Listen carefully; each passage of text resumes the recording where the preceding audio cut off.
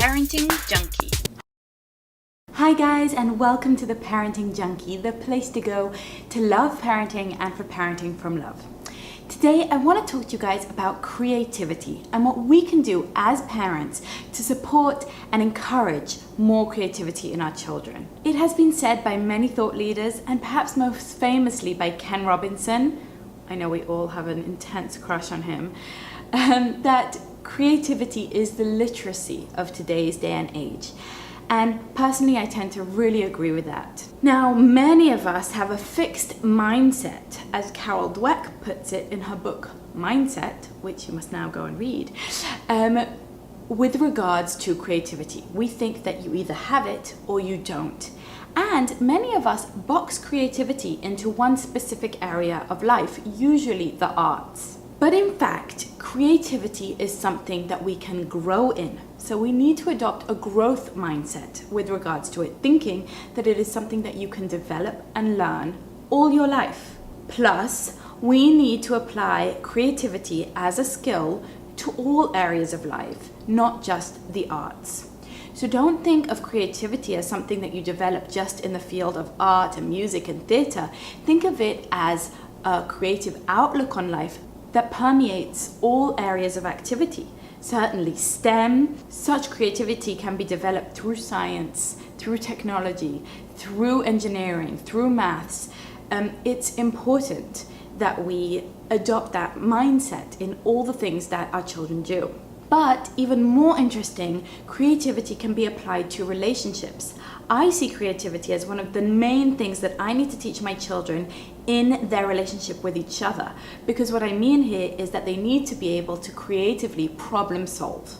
Ken Robinson defines creativity as the ability to come up with new ideas that have value. So how can we support this skill in our children?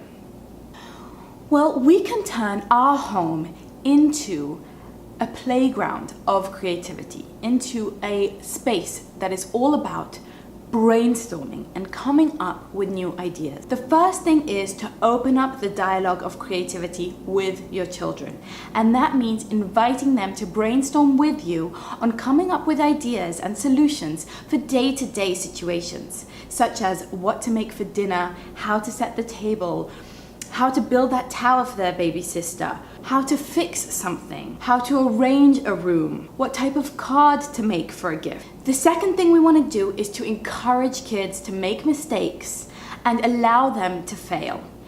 Creativity is nothing without trial and error. No great masters in any space reach really novel, new and valuable ideas without failing miserably hundreds of times along the way. You simply cannot make it to those goals and to those achievements without going through a lot of failure. And in fact, the failures are the key learning points. So if you want your child to develop a truly creative mind, you need to embrace failure and mistakes as something that we learn from. Every time your child makes a mistake of any kind, you can dissect it with them by looking at it as a learning opportunity rather than punishing them or telling them off, shaming them or guilting them. Instead, we look at it and say, that didn't work. I wonder why. And then we can think, I wonder what would work next time. So instead of getting personal and insulted and defeated by our mistakes and failures, we look at them as springboards for our next great idea.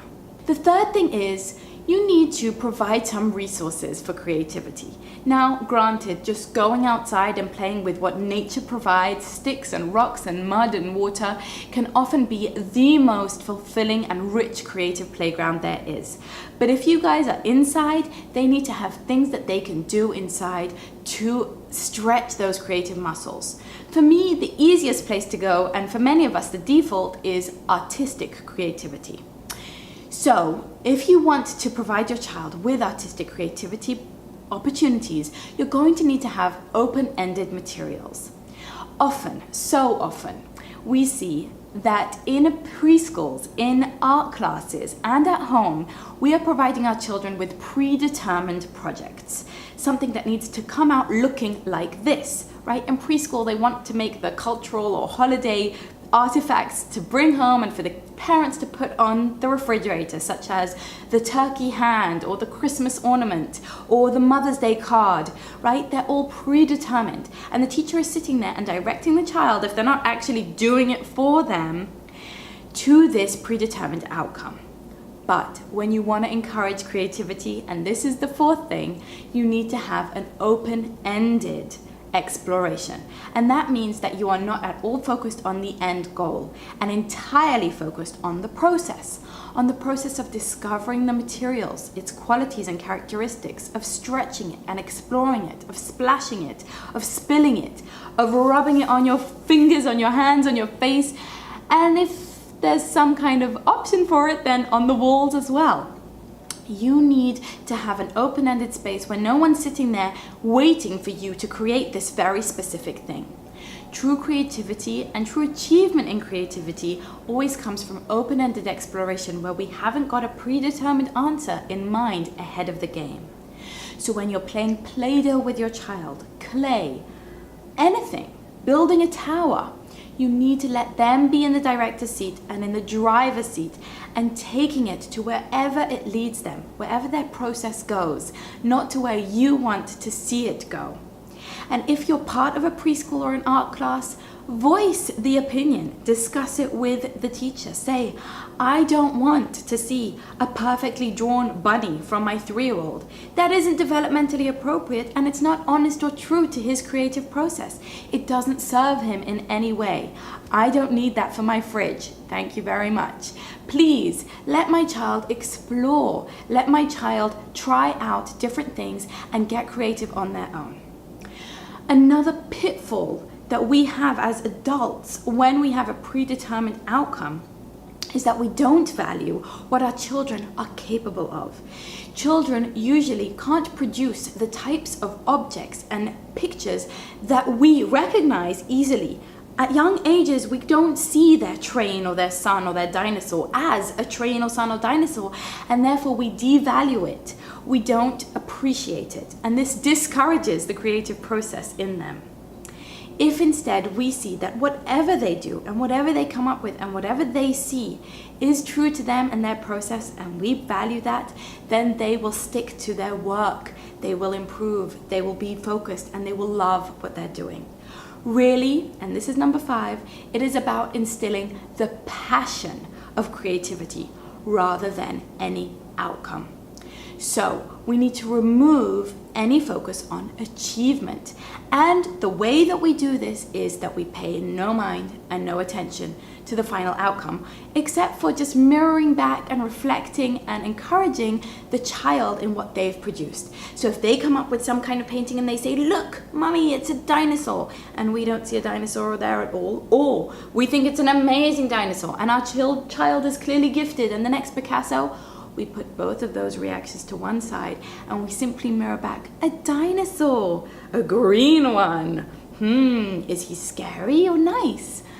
And we engage with the child in what they have created, where it is right now, not where we would like for it to be. The next point is don't praise creativity. We've spoken about praise in many other videos, but I want to reiterate here. When you praise something, you remove its intrinsic value and the intrinsic motivation.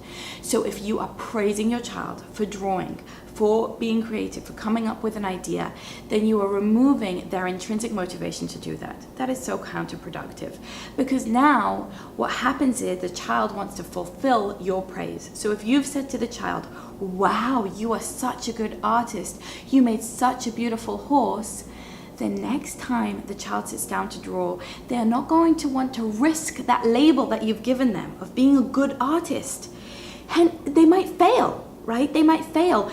So they're not going to try and draw a house or a flower. They'll just stick with what they know so that they're sure to get the same praise. The next thing we need to look at when we want to encourage creativity in our child is that we aren't shooting down any of their ideas. So when they're brainstorming and coming up with solutions to a problem or ideas of what to do or what to make, we need to accept that all ideas are valid. Now, if there's some crazy idea that isn't going to work, say they want to build a robot that really works and right now you just don't have parts to make that, Go down the path with them. Allow them, lead them a little bit, but allow them to reach those conclusions on their own. Because you might be very surprised by what they mean. If your child wants to build a robot that works, how about just saying, instead of saying, we don't have the materials for that, or I don't know how to do that, or we can't do that, you could say, okay, how do you suggest we go about that? And at each step of the way you say, okay, so what should we do now? Or, okay, what would you like to use? Or how should we build it? And allow them to reach their own conclusions of what will and will not work.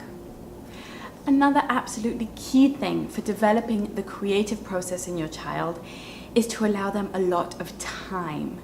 Creative processes necessarily take time. They involve many failures and mistakes along the way, and they involve getting into a deep state of flow when no one's interrupting us. If your child only has 5 minutes to draw before they're running off to school in the morning, then they can't ever develop that flow and reach that space when they're really letting their creative juices flow. So, as hard as it might be, there need to be chunks of time where your child has creative materials available to them and where they can just play and explore in an open-ended environment. I hoped you liked this video. If you did, it would be great if you could share it with everyone you know. And of course, subscribe to the channel here on YouTube. Now, head on over to theparentingjunkie.com and leave me your advice about instilling creativity in our children. I can't wait to hear it. Keep on loving parenting and parenting from love, because your children need you almost as much as you need them. The Parenting Junkie. Should we be creative? Creative?